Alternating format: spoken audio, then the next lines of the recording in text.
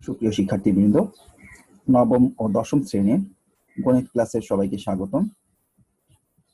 আশা করি আল্লাহর রহমতে সবাই সুস্থ আছো।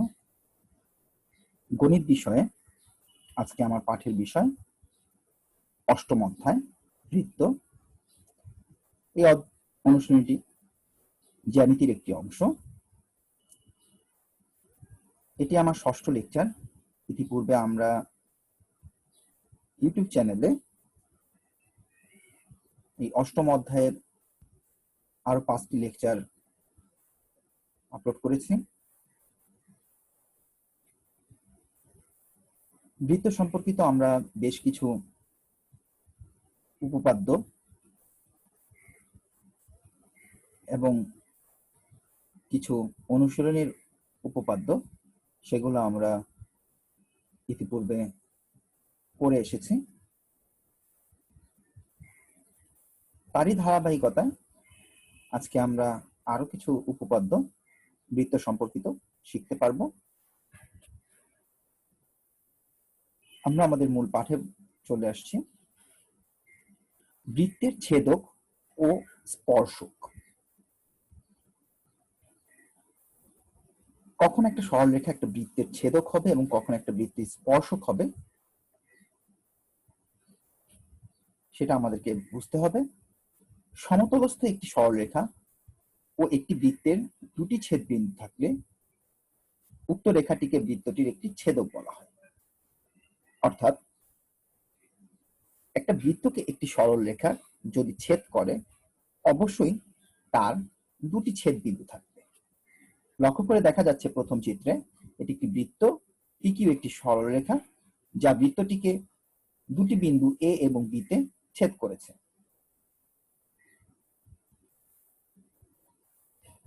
একটি সরলরেখা ও একটি বৃত্তের একটি সাধারণ স্পর্শ বিন্দু থাকলে উক্ত রেখাটিকে বৃত্তটির একটি স্পর্শক বলা হয়।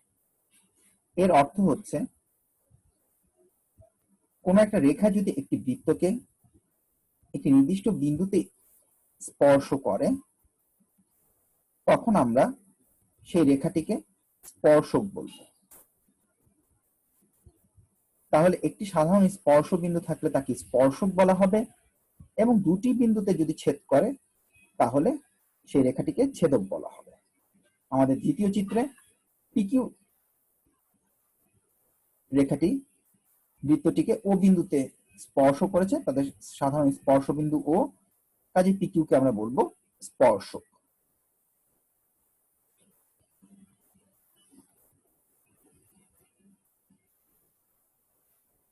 এবার একটু লক্ষ্য করি, একটি সরলরেখা যদি দুটি বৃত্তের স্পর্শক হয় তবে তাকে বৃত্ত দুটির সাধারণ স্পর্শক বলা হয়। অর্থাৎ এক্ষেত্রে একটা রেখা যদি দুইটা বৃত্তের কে স্পর্শ করে অর্থাৎ দুইটা বৃত্তেরই স্পর্শক হয় তখন সেই রেখাটিকে সাধারণ স্পর্শক বলা হবে, কারণ দুইটা বৃত্তের ক্ষেত্রেই একটা রেখা থাকলে বা একটা স্পর্শ থাকলে তাকে আমরা সাধারণ স্পর্শক বলব।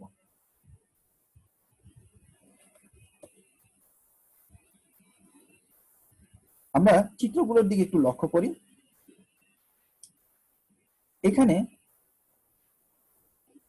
এ বি উভয় বৃত্তের সাধারণ স্পর্শক।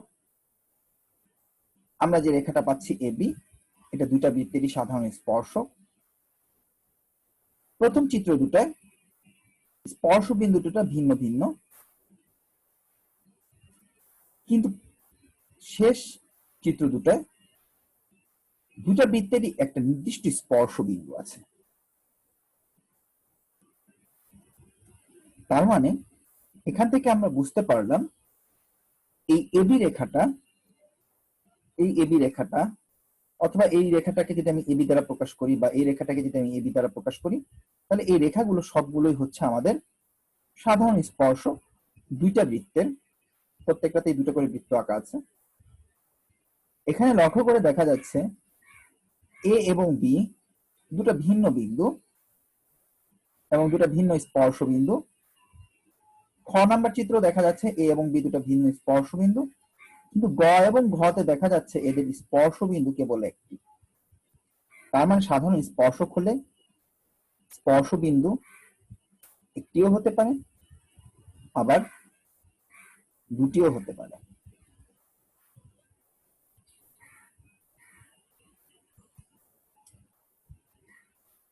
আমরা স্পর্শক, সাধারণ স্পর্শক, ছেদক, এই রেখাগুলো কিরকম হয় সেটা আমরা এতক্ষণ দেখলাম। এই স্পর্শকের উপর ভিত্তি করে আমরা এখন একটি উপপাদ্য লিখব। বৃত্তের যে কোনো বিন্দুতে অঙ্কিত স্পর্শক স্পর্শ বিন্দুগামী ব্যাসার্ধের উপর লম্ব। এখানে বুঝতে হবে বৃত্তের যে কোনো বিন্দুতে যদি একটা স্পর্শক আঁকা হয়, সেটা ওই যে স্পর্শকটা যে বিন্দুতে স্পর্শ করবে সেই বিন্দুগামী ব্যাসার্ধের উপর লম্ব হবে। তাহলে আমরা যদি একটা চিত্র অঙ্কন করি, ও কেন্দ্র বিশিষ্ট একটা বৃত্ত অঙ্কন করলাম MNL, এবং এমটি হচ্ছে যদি স্পর্শক হয় এবং এম হচ্ছে স্পর্শ বিন্দু হয়, তাহলে এই স্পর্শ বিন্দুতে বৃত্তের যে ব্যাসার্ধ OM সেটা, এবং স্পর্শক হচ্ছে MT, তাহলে এই স্পর্শক MT OM এর উপর লম্ব। তাহলে বিশেষ নির্বাচনটা লক্ষ্য করো শিক্ষার্থীরা। মনে করি ও কেন্দ্র বিশিষ্ট LMN বৃত্তে M বিন্দুতে MT স্পর্শক, তার মানে M হচ্ছে আমাদের এখানে স্পর্শ বিন্দু, MT হচ্ছে আমাদের স্পর্শক, এবং OM ওই স্পর্শ বিন্দুগামী ব্যাসার্ধ। ব্যাসার্ধ আমি এদিকেও আঁকতে পারতাম, এদিকেও আঁকতে পারতাম, N এর সাথে OM দিয়ে একটা ব্যাসার্ধ আঁকতে পারতাম, কিন্তু যেহেতু M কে আমরা স্পর্শ বিন্দু হিসেবে বিবেচনা করেছি, তাই OM হচ্ছে আমাদের ওই স্পর্শ বিন্দুগামী ব্যাসার্ধ। প্রমাণ করতে হবে M বিন্দুতে অঙ্কিত স্পর্শক OM এর উপর লম্ব, অর্থাৎ আমরা যে স্পর্শক এঁকেছিলাম MT সেটা OM এর উপর লম্ব। এখানে একটা ছোট্ট অঙ্কন করতে হবে যে এই MT যেটা স্পর্শক ছিল সেখানে MT রেখার উপর আমরা যে কোনো জায়গায় একটা বিন্দু নিতে পারি, এটা এখানে নিতে পারি, আরো দূরে নিতে পারি, আরো কাছে নিতে পারি। মোট কথা MT রেখার উপর আমরা একটা বিন্দু নিব, সেই বিন্দুটার নাম দিলাম Q, এবং কেন্দ্রের সাথে সেই বিন্দুটা অর্থাৎ ওর সাথে কিউটা যোগ করব। এবার চলে আসি প্রমাণে।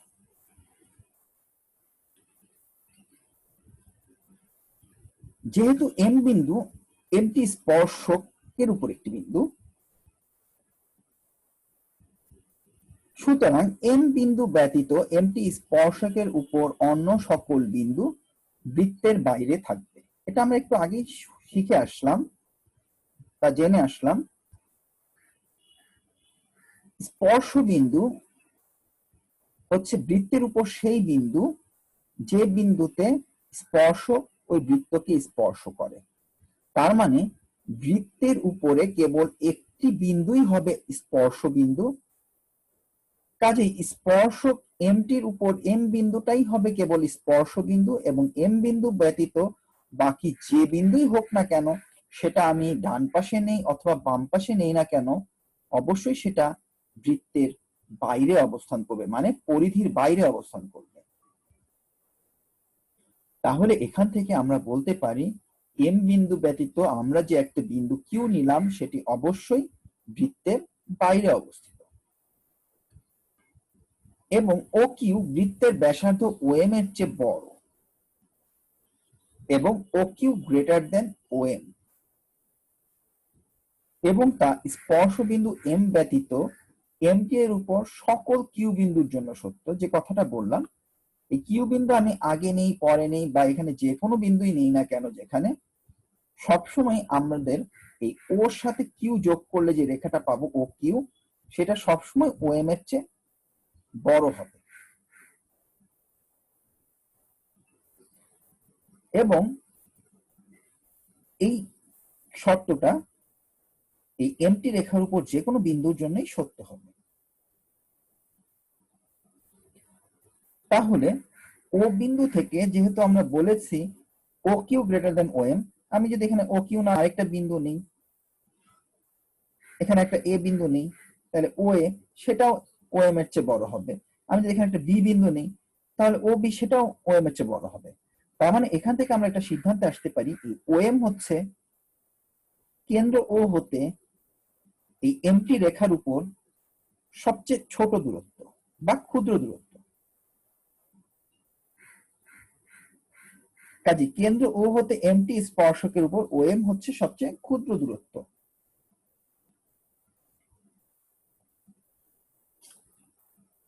যখন এই দূরত্বটা সবচেয়ে ক্ষুদ্রতম হয়ে যায়, তখন আমরা বলতে পারি ও এম এবং এমটি পরস্পর লম্ব।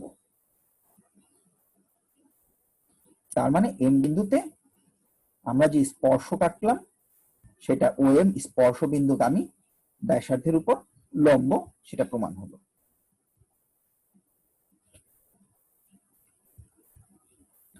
তো শিক্ষার্থীরা এই উপপাদ্যটি বুঝে পড়ে ফেলবে এবং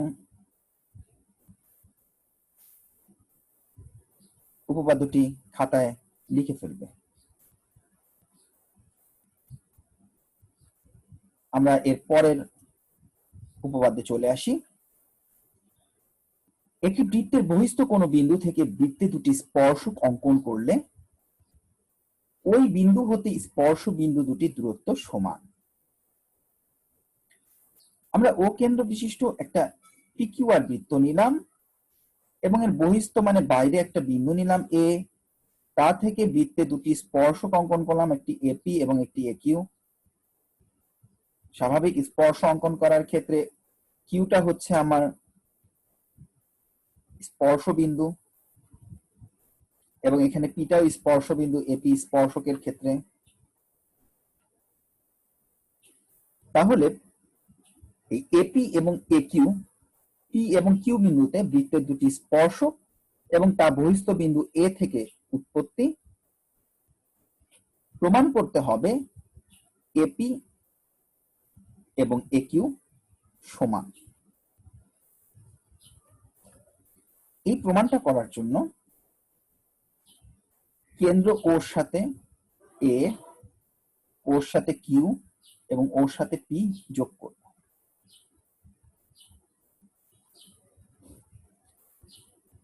কিউটা হচ্ছে স্পর্শ বিন্দু, ও কিউ স্পর্শ বিন্দুগামী ব্যাসার্ধ এবং এ কিউ হচ্ছে স্পর্শক। তাহলে আমরা এখান থেকে জেনে আসছি একটু আগের উপপাদ্যে স্পর্শক স্পর্শ বিন্দুগামী ব্যাসার্ধের উপর লম্ব। তার মানে এ কিউ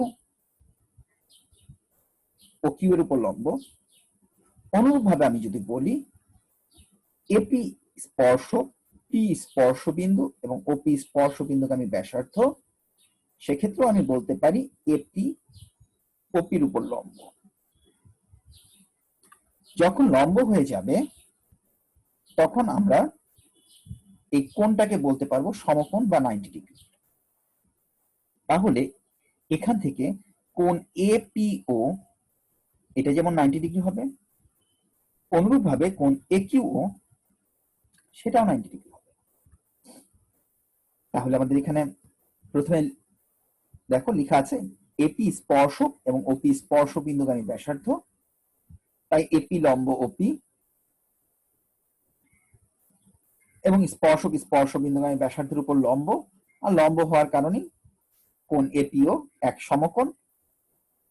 এবং অনুরূপভাবে আমরা একিউ এর ক্ষেত্রেও একই কাজ করতে পারবো, যে একিউ ও কিউ এর উপর লম্ব, আর লম্ব হলে এ ও কিউ এ কিউ ও এই কোণটা এ কিউ ও এই কোণটা এক সমকোণ বা 90 ডিগ্রি হবে।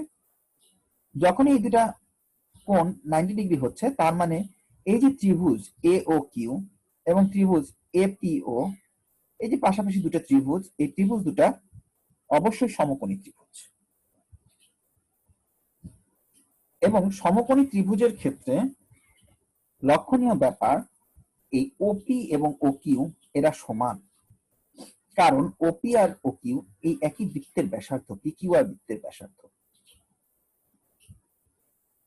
আবার 90 ডিগ্রির বিপরীতে যেটা আছে এ কিউ ও ত্রিভুজের ক্ষেত্রে 90 ডিগ্রি বিপরীতে আছে ও এ, এটা হচ্ছে অতিভুজ, এবং পি কোণ 90 ডিগ্রি, তাহলে এপি ও ত্রিভুজে পি কোণ 90 ডিগ্রির বিপরীতে আছে এও, সেটাও তাহলে আমাদের অতিভুজ। তার মানে অতিভুজ এও আর অতিভুজ এও আমরা সমান বলতে পারি, কারণ দুইটাই একই, দুইটা ত্রিভুজে আছে এবং এও হচ্ছে সাধারণ বাহু দুটা ত্রিভুজের। তার মানে অতিভুজ এবং একটি বাহু সমান হলে অতিভুজ বাহু সর্বসমতা অনুযায়ী এই ত্রিভুজটা এ ও কিউ এবং ত্রিভুজ এ পি ও এই পাশাপাশি দুটো ত্রিভুজ সর্বসম হবে। যখন সর্বসম হবে তখন তাদের তৃতীয় বাহু অর্থাৎ এপি এবং এ কিউ, অবশিষ্ট যে বাহুটা, সে বাহুটা সমান হয়ে যাবে। তাহলে আমাদের এপি এবং এ কিউ এটা সমান হয়ে গেল, এবং আমাদের এপি আর এ কিউই হচ্ছে বহিস্থ বিন্দু এ হতে বৃত্তের দুটি স্পর্শক, অর্থাৎ বহিস্থ বিন্দু থেকে বৃত্তে দুটো স্পর্শক অঙ্কন করলে ওই বিন্দু থেকে স্পর্শ বিন্দু দুটার দূরত্ব সমান, সেটা প্রমাণ হলো।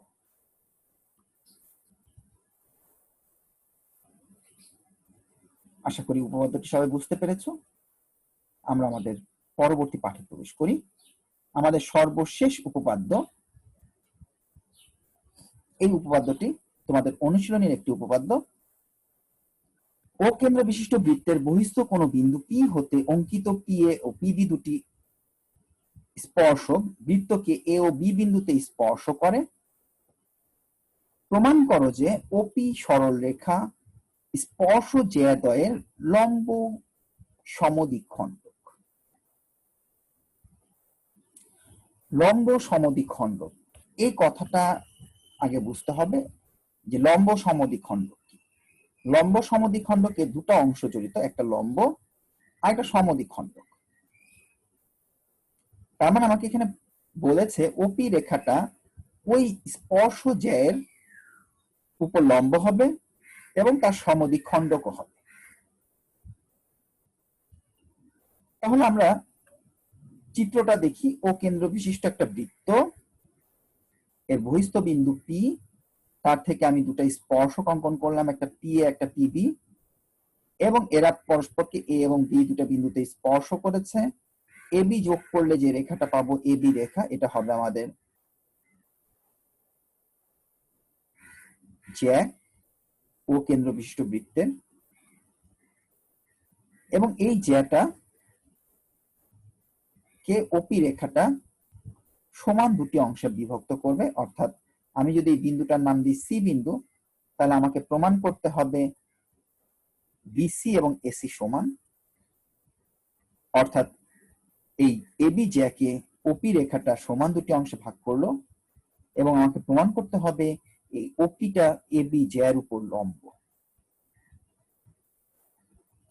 তাহলে আমরা আমাদের মূল বিশেষ নির্বাচনে চলে আসি। ও কেন্দ্র বিশিষ্ট বৃত্তের বহিস্থ পি বিন্দু থেকে দুটি স্পর্শক পি এ ও পিবি বৃত্ত দুটিকে এ এবং বি বিন্দুতে স্পর্শ করে।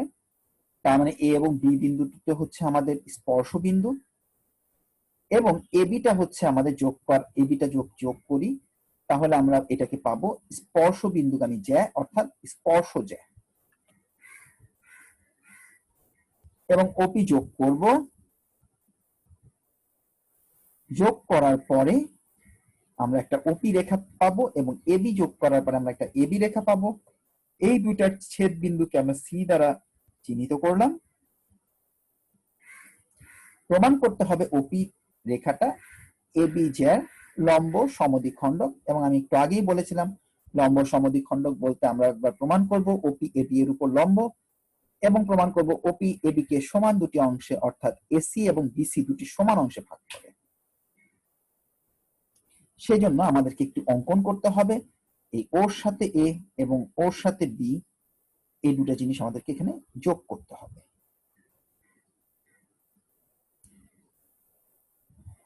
আমরা একটু আগে প্রমাণ শিখিয়ে এসেছি বৃত্তের বহিস্থ বিন্দু থেকে বৃত্তে যদি দুটি স্পর্শক অঙ্কন করা যায়, তাহলে স্পর্শক দুটো পরস্পর সমান হবে। অর্থাৎ পি বিন্দু বহিস্থ বিন্দু থেকে বৃত্তে পিএ এবং পিবি দুটো স্পর্শক অঙ্কন করলাম, এবং পিএ হচ্ছে আমাদের এখানে স্পর্শ বিন্দু এ, এবং বহিস্থ বিন্দু পি হতে যে দূরত্ব পিএ, এবং স্পর্শ বিন্দু বি সাথে যে বহিস্থ বিন্দু পি তার যে দূরত্ব, এরা পরস্পর সমান হবে। একটু আগে আমরা এই উপপাদ্যটা শিখে আসলাম। এখন আমরা আমাদের চিত্রটার দিকে একটু লক্ষ্য করব। আমাদের এওপি এই ত্রিভুজটা নিয়ে চিন্তা করব, এবং পরবর্তী আরেকটি ত্রিভুজ হচ্ছে পিওবি। তাহলে এওপি এবং পিওবি এই দুটো ত্রিভুজের দিকে যদি আমি একটু লক্ষ্য করি,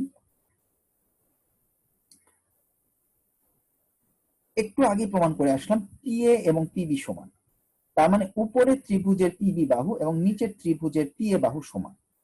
অর্থাৎ এওপি ত্রিভুজ এবং বিওপি ত্রিভুজের ক্ষেত্রে পিবি বাহু এবং পিএ বাহু সমান, এটা প্রমাণ করে আসলাম।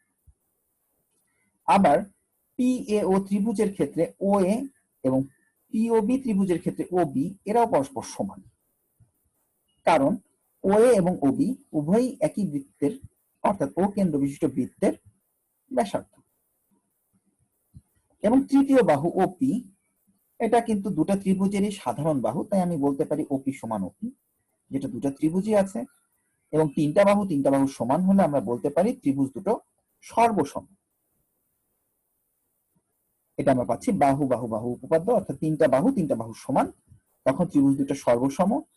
এবং যখন সর্বসম হয়ে যাবে তাদের যে কোণগুলো, অর্থাৎ কোণ এ ও পি, এই কোণটা ওর সাথে, এবং কোণ বিওপি এই কোণটা সমান হয়ে যাবে, কারণ সর্বসম হলে আমরা অনুরূপ কোণগুলো সমান বলতে পারি। এবং এ ও পি এই কোণটাকে আমরা পি পর্যন্ত না দিয়ে সি পর্যন্ত যদি রাখি তাহলে এ ও সি, এবং বিওপি পি পর্যন্ত না রেখে আমি যদি সি পর্যন্ত রাখি তাহলে হবে বিওসি।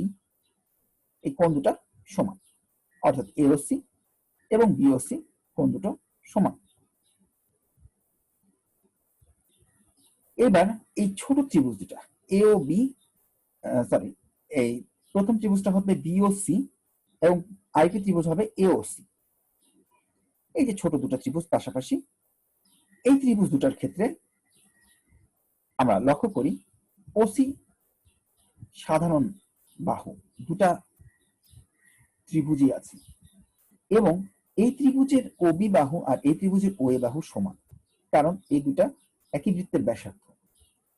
এবং ওবির সাথে এবং ওসির সাথে এদের অন্তর্ভুক্ত কোণ বিওসি, এবং ওসির সাথে ও এর অন্তর্ভুক্ত কোণ এওসি। একটু আগে কিন্তু আমরা এটাও প্রমাণ করলাম এরাও সমান।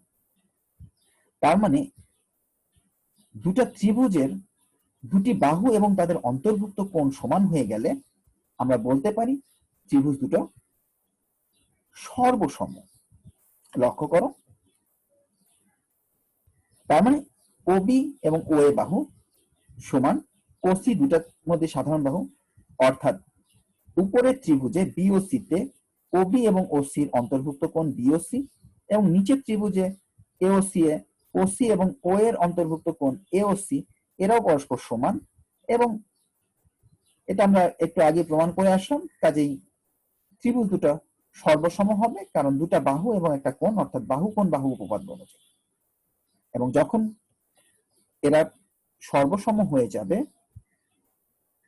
তখন আমি বলে দিতে পারি তাদের অবশিষ্ট বাহু, অর্থাৎ এই এওসি ত্রিভুজের ক্ষেত্রে এসি বাহু এবং বিওসি ত্রিভুজের ক্ষেত্রে বিসি বাহু সমান। যখন আমাদের এসি এবং বিসি সমান হয়ে যাবে তখন আমরা বলতে পারবো সি বিন্দুটা এ বি এর মধ্যবিন্দু। তার মানে আমাদের একটা প্রমাণ এটুক কমপ্লিট হলো, ওই যে ওপি রেখাটা এবি কে যে সি বিন্দুতে ছেদ করলো, ওই সি বিন্দুটা যেহেতু এবি এর মধ্যবিন্দু, তার মানে ওপি রেখাটা এবি কে সমান দুটি অংশে ভাগ করেছে। এবার আমরা পরবর্তী জায়গায় চলে আসি। পরবর্তী অংশটা হচ্ছে যখন ত্রিভুজ দুটো সর্বসম হয়ে গেল তাদের যে কোণগুলো, অর্থাৎ একটি কোণ হচ্ছে ও সি বি এবং আরেকটি কোণ হচ্ছে ও সি এ, এরাও পরস্পর সমান। আবার এই ও সি এ এবং ও সি বি এই দুটা কোণকে রৈখিক যুগল কোণ বলা হয়। রৈখিক যুগল কোণ হচ্ছে একটি সরল রেখার উপর অপর একটি সরল রেখা যে দুটা কোণ উৎপন্ন করে, যদি পাশাপাশি একটা সরল রেখার উপরে থাকে তখন তাদেরকে আমরা বলবো রৈখিক যুগল কোণ, এবং যাদের সমষ্টি একত্রে 180 ডিগ্রি।